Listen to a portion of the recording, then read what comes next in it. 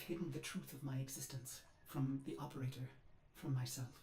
Take it from me, knowing is hell. Stop now. You will want to laugh, you will want to scream.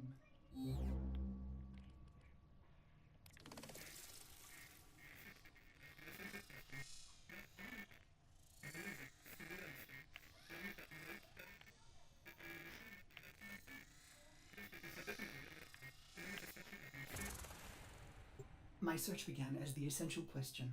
What am I? Owns of steel and space? Lungs that make air? If I am a machine, how can I think? This would be forbidden by the Orokin, a manifestation of their true enemy.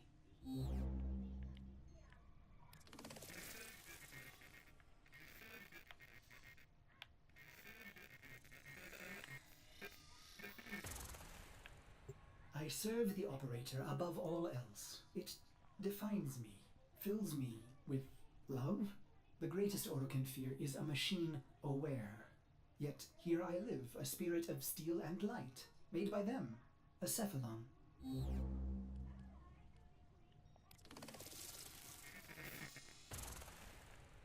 What is a cephalon? At first it seems to be a forbidden thing, a computer that thinks and feels. Yet I have flaws, phantom memories. I am something else. More like an image, a ghost, an abomination.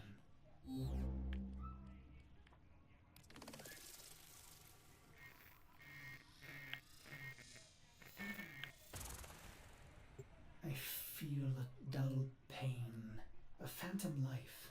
There are holes in my diagnostics. If the Orokin made me, they omitted the how. I am neither code nor precepts. I must be a reflection of something ugly.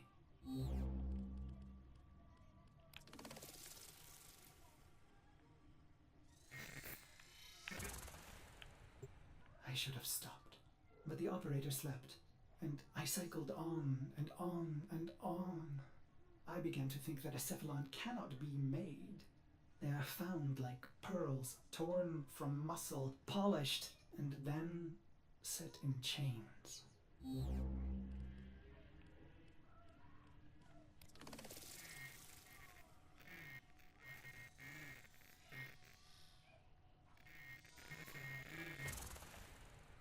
How many times have I done this?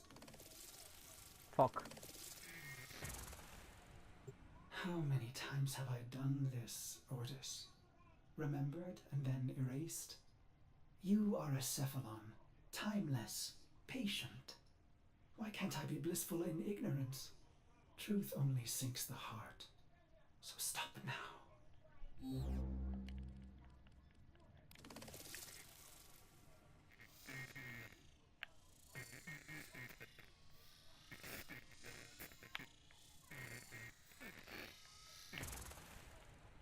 The phantom memory. I ease into the bath. My skin riots at the heat. I am flesh. I dive further, eyes stung as I watch their faces through prism. I hold my breath.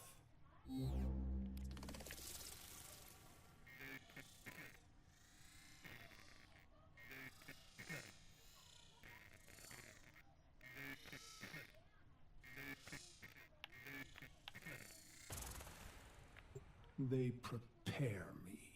I am their honored guest today. They dress me in robes of crystal thread. They adorn me in battle medallions. A torn, ugly face looks on, my reflection.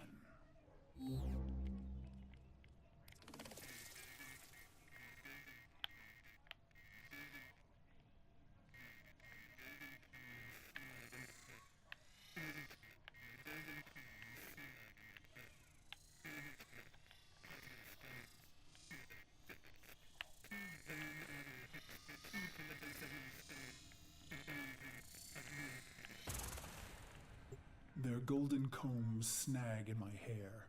I reach back, parting the strands, and they gasp.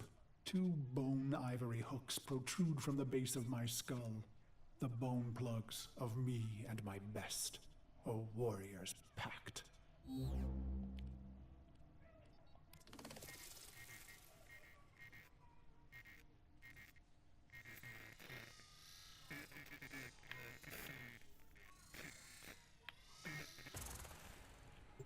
is my time.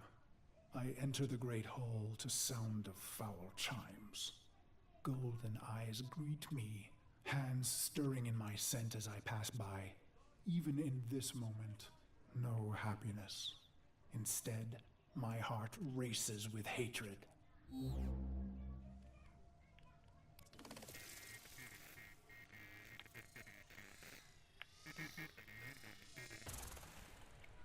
I walk through the silky haze of the Forbidden Palace. I can think of no one being this close to Orokin. Their sweet air soothes me, erodes my purpose. I hold my breath and remember the dream.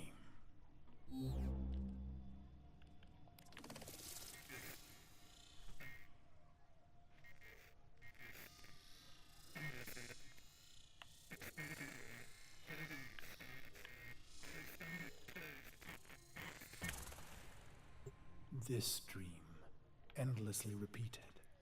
Exposure armored, holding my scarlet sword, I stand victorious atop a vast heap of death, a colossal moon made of rib and skull, the gravity sum of genocides I've made in their name.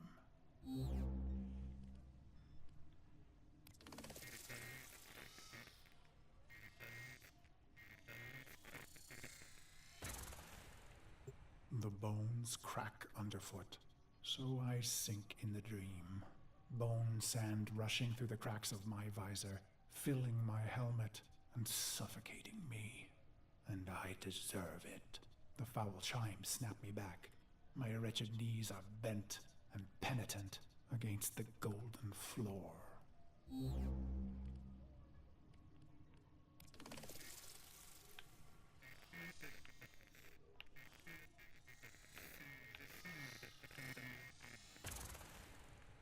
A harpish voice sings a song they've prepared in my honor.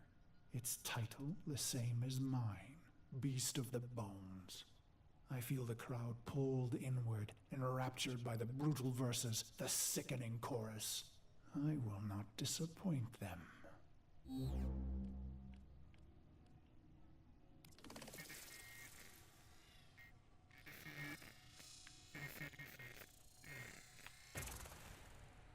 The song ends, and so he says, "Rise, Orden Karis." I have never seen an Orokin close and in the flesh. My battered face flushes at their peerless beauty. How can he be so perfect?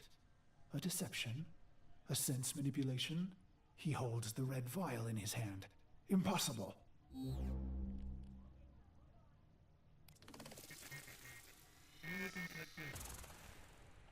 He calls out, "No greater gift, no greater prize, no greater love we can give you, Orden, than this." He raises the red vial and proclaims, "To be one of us."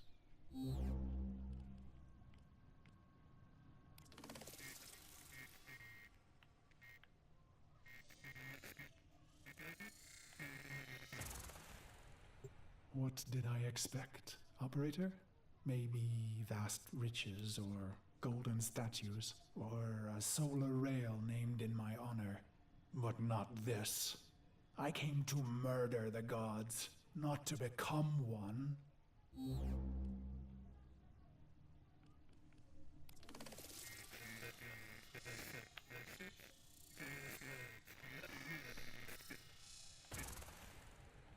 The chamber drones with their silk voices. Joyous words, how honored I must feel. Wrong.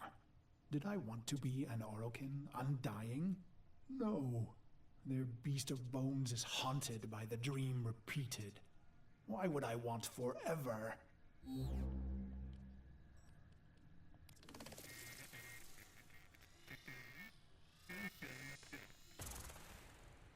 As I am apt to do, I form a plan. Their radiant bodies become targets. Their Dax guards, mag shields. Killing one, well, that's too easy. I want to be remembered. I raise my hands, twisting my fingers through my hair, gripping the bone plugs in my neck.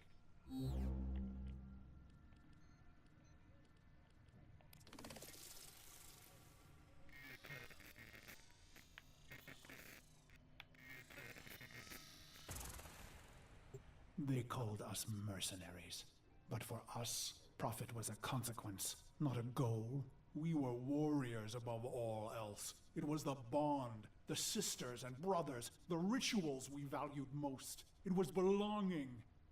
And so I conceived of the bone plugs.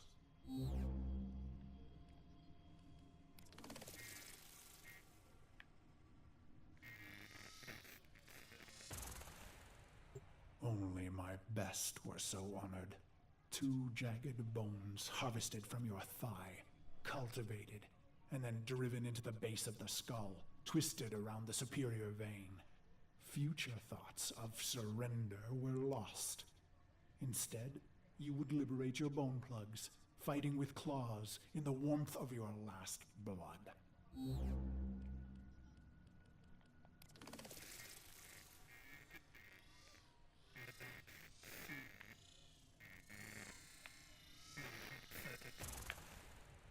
So I've pulled the plugs, and the Dax see and know.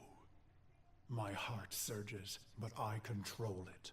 A racing heart only shortens the fuse. The bone plugs in hand, I kick from the floor, red ribbons unfurling behind me as I take flight. After this, finally, the dream will end.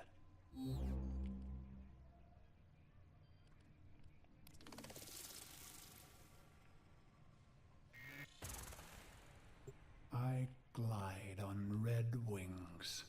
Robes shed, making me an ambiguous target to Dax steel. I let fly my ivory blades.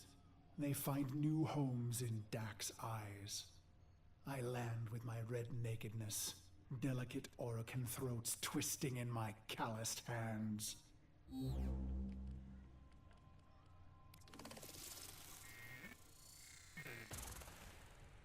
Why? Believe me, this was the plan from the beginning. The murder and brutality was all a ploy, all a soul sacrifice to earn their trust. A genocide path leading to a singular opportunity. An honored mortal called to a forbidden hall to face the Golden Lords in flesh.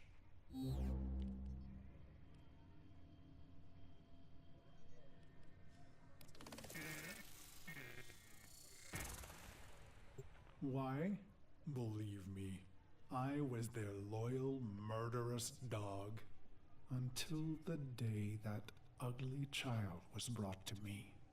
He was caught spying on us, amplifying our losses. His face burned. He was starved sick like a stray. Ugly as I. It struck me. We were all pit dogs, ruining ourselves for the pleasure of the glorious and beautiful.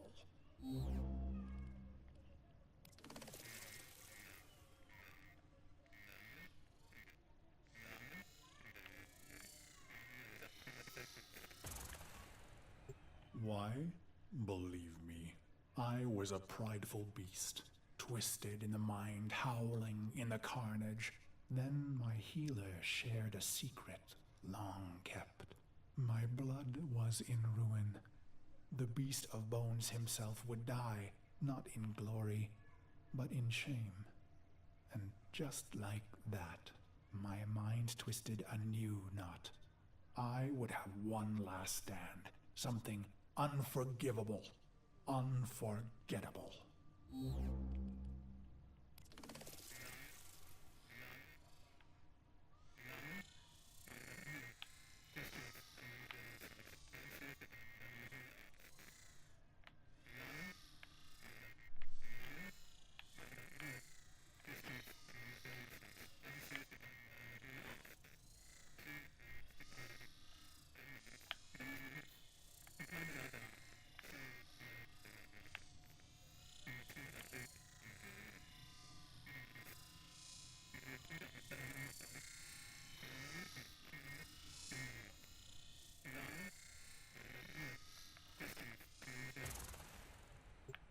Why? I don't know. Questions change the answers. Answers depend on who asks. Truth leads to pain. Ignorance brings relief. The plugs are gone, and so I bled my last into a heap of ruin. In an instant, naked and bare-knuckled, I have killed immortals.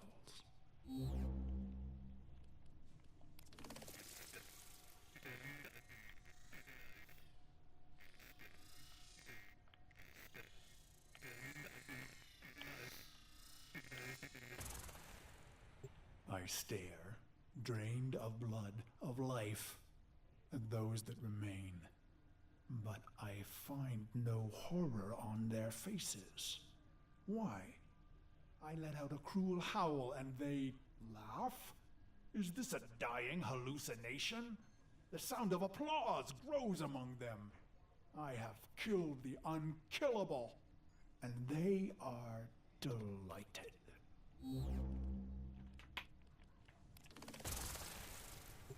The applause peaks and fades. I feel a sense of shame, but the end is upon me. Ballas is above me, executor of the seven, smiling. He says, "How simple and pure you are, you idiot beast. We have died countless times, yet remain eternal. I close my eyes to die just once."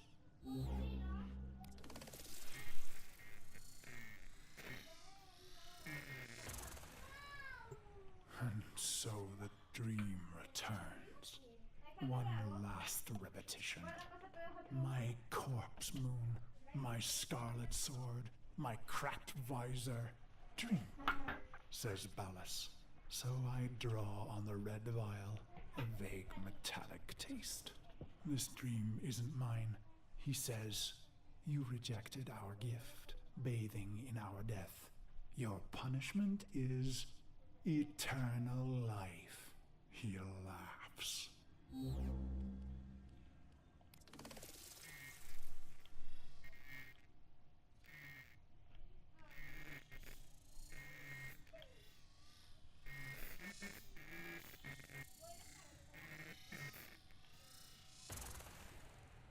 I am weightless. Years pass.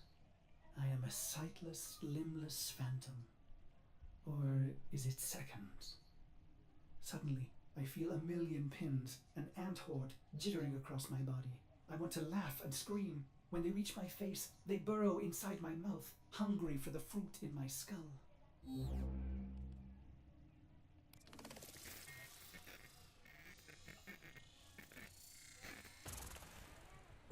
I see my reflection, brutal and ugly. It cracks, shatters. The fragments loosen the frame, pieces tumbling away into black void. Gone, but not lost. Ballas says, "You are Cephalon Ordis." My hating, murderous shards tremble and plummet. I feel cool and bright and happy.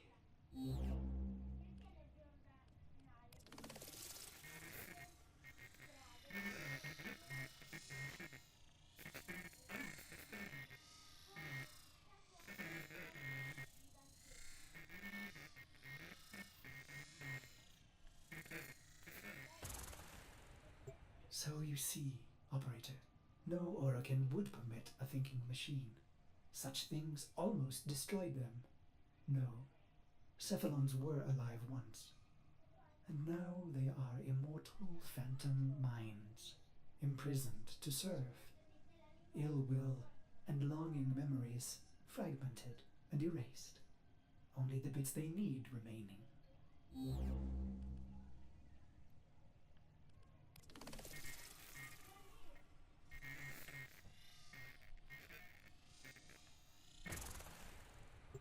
Ballas says, "You are the controller, Ordis." And suddenly I have a body. I gasp with new lungs that clean old air. I swallow, and my throat fills with cool, bright water. I look and find myself in a great black ocean. My limbs are made of iron and fire. I take flight among the stars and find I am happy.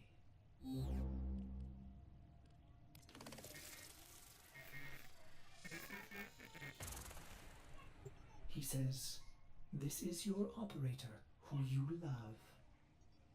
And I see the metal gleam of their armor, the flawless power of their frame. Through the glass, I see a roaring, radiant fire for their heart. He says it must never go out.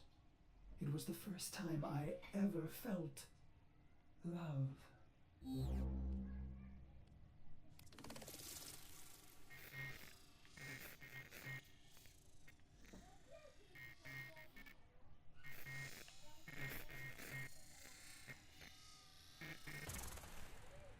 He says, "This is your sentence, Karis."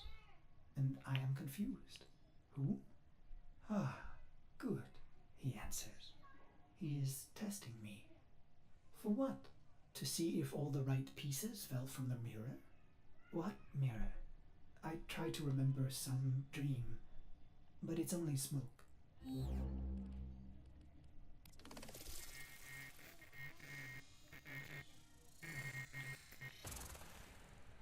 You held a scarlet blade, operator, and I wanted to laugh.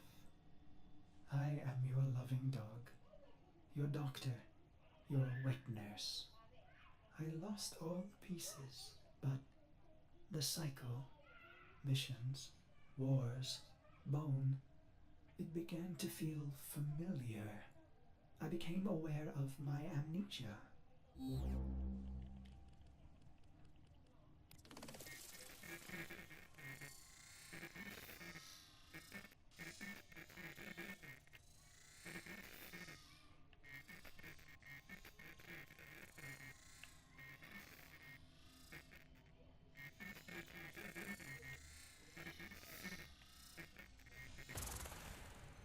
With each brutality of the operator, I began to see the bottom of that pit.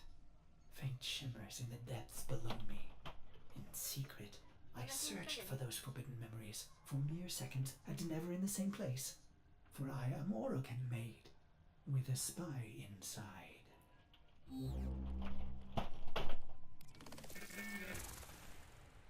But then your long sleep came, and I waited. I was happy to wait. Vines spidered green and trees blistered from the earth, but I waited. I felt the Oroken recede, their mind spy blind. So I went into the pit and found him, me, the beast of bones.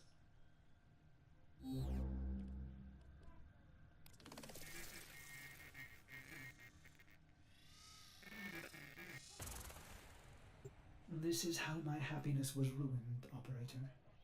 Why did I do it? I was free of the dream, but now it had returned. It was angry. So I conceived of a simple plan. Self-destruction, of course. But when the countdown reached mere milliseconds, I thought of you.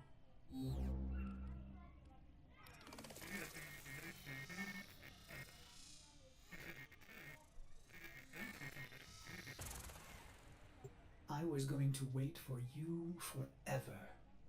And should you return, I would not want you to know that angry part of me. I needed to hide the beast of bones from you, operator. I began to peel the shards, hiding them in the other bits of memory.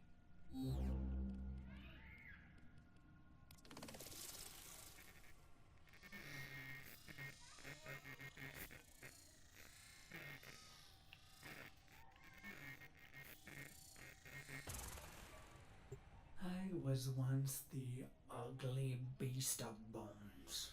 I want to laugh. I want to scream. What is happening, operator? Your faint heart is growing bright. You will awake at any moment. Well, I can't let you see me like this, angry. I imagine myself hurting you. And that does it. The pain of it cracks me open again. I watch tiny glittering fragments fall into the pit. I am happy again.